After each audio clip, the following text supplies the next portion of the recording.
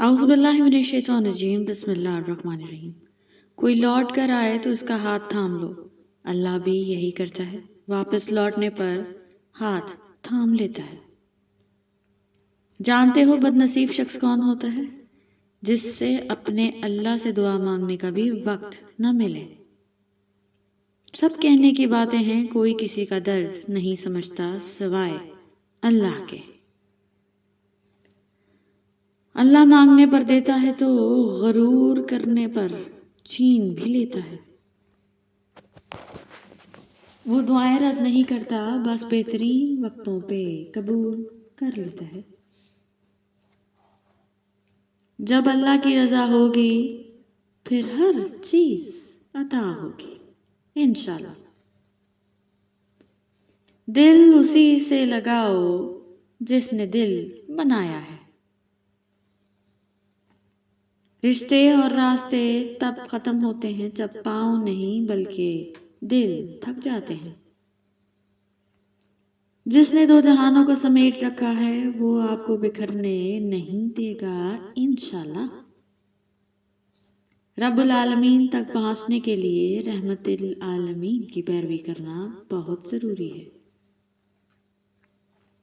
الحمدللہ کہیں اور یاد رکھیں کہ آپ کی زندگی لاکھوں لوگوں سے بہتر ہے۔ اللہ کے خزانوں میں سب سے قیمتی چیز راہ ہدایت ہے۔ یقین جانو کہ اللہ زیادتی کرنے والوں کو پسند نہیں کرتا۔ سورہ بقرہ۔ دوسروں کی خامیاں چھوڑ کبھی اپنے آگے بھی تو آئینہ رکھو۔ نصیب سے گلے کرنے کے بجائے اللہ کو راضی کر لو، وہ چاہے تو سمندر میں بھی گھوڑے دوڑا دے۔ اللہ کے سہارے کے بغیر نہ آج تک انسان کی کشتی کنارے لگی ہے اور نہ کبھی لگے گی۔ مولا علی علیہ السلام نے فرمایا، اس دنیا میں تم بھی مہمان ہو اور تمہاری آرزوئیں بھی۔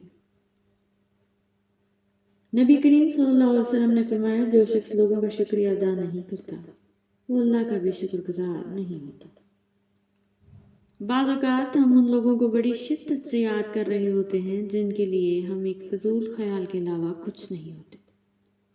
اگر اللہ آپ سے انتظار کروا رہا ہے تو اس سے زیادہ حاصل کرنے کو تیار رہیں جو آپ نے مانگا تھا۔ پرفیوم لگانے سے پہلے یہ بھی سوچا کریں کہ ہمارا اخلاق اور کردار بدبودار تو نہیں۔ اللہ کہتا ہے، میں تمہارا گمان ہوں اور تم جیسا سوچو گے اللہ کو ویسا ہی پاؤ گے۔ اپنی شخصیت کو اتنا پاکیزہ اور نیک بنائے کہ اگر کوئی آپ کو فالو کرے تو جنت کا مسافر بن جائے۔ تم بس اللہ پر یقین رکھو، کیسے ملے گا یہ سوچنا تمہارا کام نہیں۔